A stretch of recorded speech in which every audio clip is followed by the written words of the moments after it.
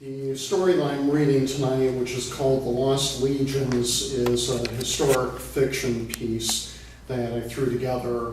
Originally, it was 4¼ pages long, which would have taken me about 10 minutes to read. So I came up with a shorter version, which should last maybe 3 minutes or a little more. But the setup for this is many people will be aware of Roman history, the Battle of the Teutoburg Forest, which was known to the Romans as Varus's debacle. It was the worst loss in Roman history. And I wanted to take a look inside the head of a legionary who fought in that battle. So here is the Lost Legions. The 18th Legion was marching eastward into Germania Superior. The skies were dark and rain spit upon us, getting heavier as we marched toward the towering trees. We slowed. The path we followed narrowed dramatically, and it became a morass of mud. Once the line started moving again, I found myself between two other legionaries, marching for miles in the cold rain. The path entered a depression between two hills. The whooshing noises just reached my ears before long shafts of spears rained down on us. Dozens of my fellow soldiers collapsed to the ground. I had barely enough time to raise my shield before 2 spears planted themselves into it. There were screams of pain and shouts of anger all around me. The legionaries surrounded me, put up the shield wall. I lifted my shield, spears and all, above us to protect the rest of the line. Once the hail of spears subsided, there came a harsh, growling shouts of the Germani. They were launching their attack. I drew my gladius and listened. Orders were being whispered down the line, and we prepared to open the Taurus formation to get ready for battle. The German voices grew louder and louder, and the thunder of their feet on the hills agitated many. Finally, the order was given. I pulled down my shield. It fell to the ground. There were hundreds, thousands of dirty, hide-clad heathens coming at us, lances and circular shields raised. Pikes broke through shields, killing several people around me. I grabbed my fallen shield and struggled to get it upright, then heaved it in place in front of me to block the gap where a fellow legionary had fallen. The barbarian who had skewered him was fighting to pull his lance free of the dying man, giving me the chance to stab with all my weight. The sword struck home, its point cutting through the hides meant to protect him. He stumbled back out of reach. Another pike came at me, colliding with my helmet. It caused my vision to blur for a moment, and I had to fight to stay on my feet.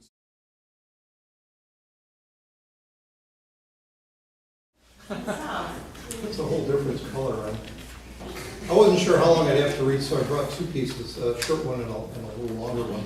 So now that you give me permission, I'll read the longer one. Gentleman here earlier was asking for memoirs. This is a very short one. This is called Parking Spaces. On a hot summer night in 1974, I drank martinis with a guy who threatened to kill me. I lived in a tiny furnished apartment in an old apartment in Rogers Park, a neighborhood on the far north side of Chicago. Just south of Evanston, it's known for an eclectic mix of Saturday night car crashes, falafel restaurants, and beach muggings. I paid an extra $20 a month to park my green 1963 Chevy Bel Air in a spot under my building. These spots were hard to come by, hard enough to cause serious damage to people and cars when transgressions occurred. Parking on the street in that neighborhood was tough. Without a permanent spot, you'd cruise around sometimes for half an hour, parking whenever you could, sometimes 6 or 7 blocks away from your apartment. That was tough in the dead of winter with dirty Chicago snow piled 2 feet deep. So when one guy decided for the third time to park his Buick in my spot, I had a choice. I could lay for the guy and find out what we were made of or tow his car out of there. I thought I was a tough guy when I was 24, but I played it cool and I had the Buick towed. I had to give the towing company my name, something I came to regret. After moving my car back into my spot, I went up to my apartment, heated up a frozen dinner and a beer, and had a beer. I was watching TV when around 9 o'clock there was a knock on my door.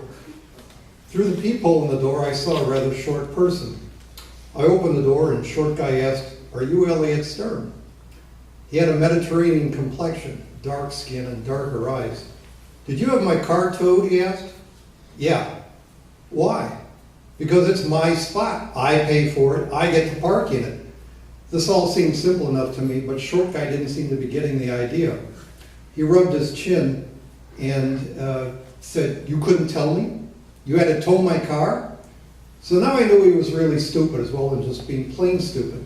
The problem is, stupid is dangerous. "I don't know you. How would I know it was your car?" "You made a mistake," he said. "People get killed for that kind of shit." And he turned and walked away down the hall. I contemplated the meaning of this for about 15 minutes until there was another knock on the door. I'm a Chicago guy.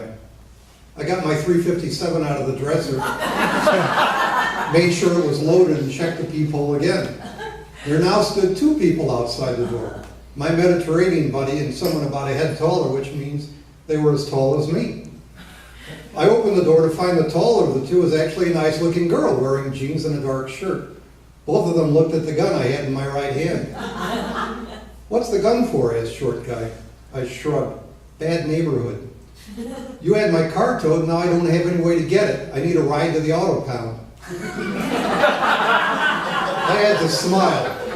"So you're saying you won't kill me if I give you a ride to the auto pound?" "Who said I was going to kill you?" And the girlfriend whined, we need a ride, okay?" So I said, "Okay, give me a minute and I'll be right out." I put the gun in my waistband under my shirt. The 357 is a heavy, cold piece of metal that's uncomfortable at best when pressed up against your stomach. After a few awkward minutes in the car, we began to talk. The neighborhood, the rent, the weather. Gosh, just a few minutes before we were all on edge, and now we were chatting away like friends who hadn't talked in months. He was Tony and she was Marla.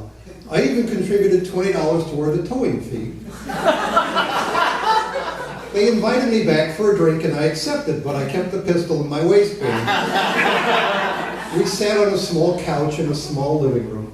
Tony asked if I liked martinis. I admitted I'd never had one.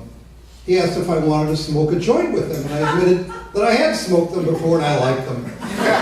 So we smoked and drank until it was late, and I said goodnight to them and went back to my place with a powerful appetite. I found a large bag of potato chips in a drawer and somehow ended up eating all of them before passing out on the couch. I woke up around noon the next day. My mouth was gummed shut and still tasted like salt and booze. I pulled the gun out of my waistband and there was a deep red indentation in my stomach. I stumbled into the shower and stayed there long enough to run up the landlord's water bill. I came out and found a note stuck under my door. It was hand-scrawled and read, "Sorry about your car. Oh yeah, I have a gun too." Oh. I dressed and ran down to the parking area and my car was gone with Tony's Buick in its place. I let it go. I asked a buddy from work to give me a lift to the pound and I paid the fee and brought my car back. Tony never parked in the spot again after that night. His point was made. We saw each other occasionally and made noises like we should get together again for drinks, but it never happened. A month later, my Chevy was stolen and I never saw it again. It was just as well. Parking around there is tough.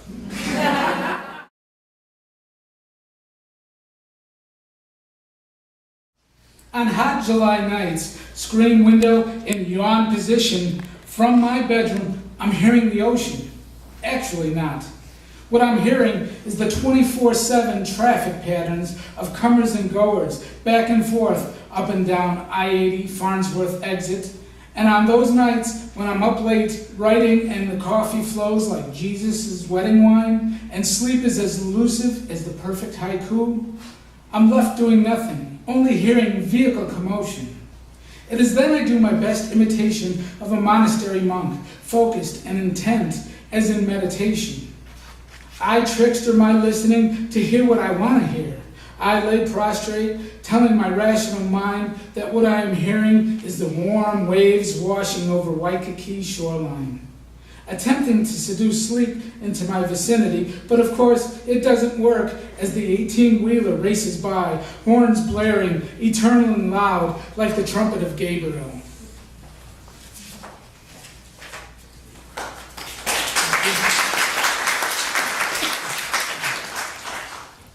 It wasn't until I learned in high school that I could write that I felt comfortable with myself.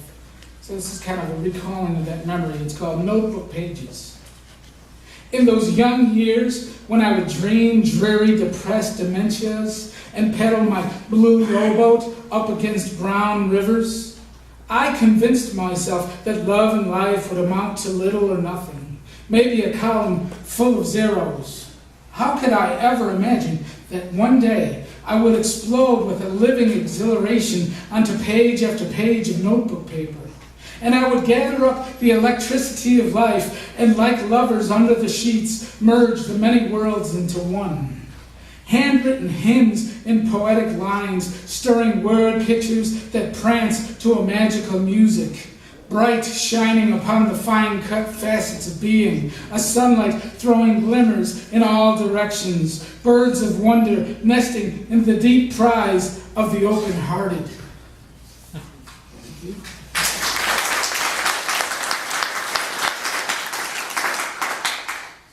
Most of my life I was a dog owner, but for the last 13 years I've had 3 cats. So this is about my cats. So a little psychological thing I learned about cats. It's called The Way Felines Work. One can send 1,000 cats out into the raw world, but like the law of gravity, cats will come back. And unlike a dog, who is a needy creature and would return out of guilt, a cat will return because there's unfinished business. And a cat, like a skyscraper, is an independent sort, and out to prove that you need Kitty far more than Kitty needs you.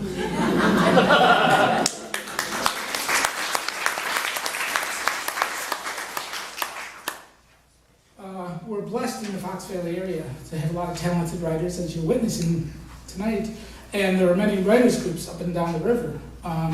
And I go to a couple of them. And sometimes, like any artist, I've got an ego the size of this room. And your ego gets hurt and you get upset. And I was walking back to my car after a writer's group one time, and I was upset, telling myself, I'm not going back, that's horrible, I don't need this from you. And I thought, oh my God, it sounds like I'm breaking up with a woman. So I wrote, same old writers group breakup story blues. It's not your vernacular, it's mine.